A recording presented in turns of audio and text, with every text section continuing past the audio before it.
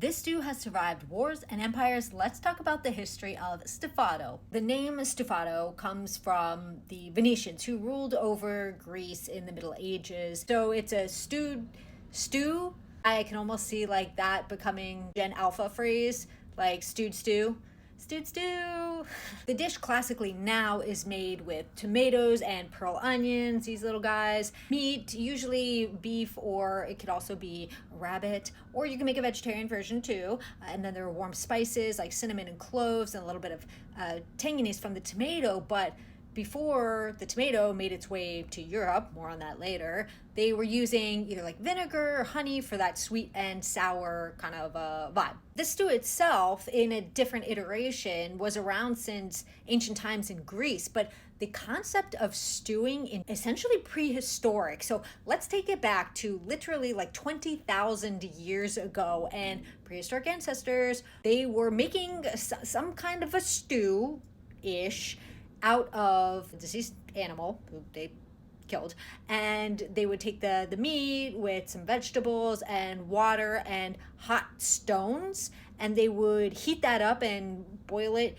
inside the animal carcass. And flash a bit forward to 10,000 BCE, and pottery was a thing. Hooray! So now we don't have to eat out of animal carcasses anymore. And then by 3000 BCE, the Sumerians were writing stew recipes on cuneiform. Kids these days, they don't know how lucky they are. You can go find a recipe on TikTok and just like hit save. Back then, they had to chisel on clay to get their recipes. Back to the stew that we're here to talk about today. Greeks had their own kind of stew going for a long time, but then when the Romans came in, they kind of introduced this new variation of it. But then after the 16th century, tomatoes finally made their way over from the Americas to Europe and then kind of replaced that vinegar. That became kind of a very main component of the dish. And pearl onions, very important, and scientifically known as Allium amploprisum.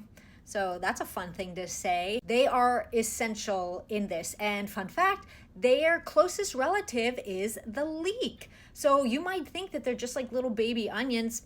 Nope, leeks. The more you know. And if you're the kind of person who has like a to-do list longer than a CVS receipt, this is the perfect dish for you. You make it and you almost forget about it. You put it on, you go about your day, and at the end, you're rewarded with this beautiful, hearty meal. And if you want to learn more about the history of Stifado, you can check out my podcast. You can watch the video on YouTube at the I Am Sprung channel, or listen wherever you get your podcasts. Just search for Sprung on Food.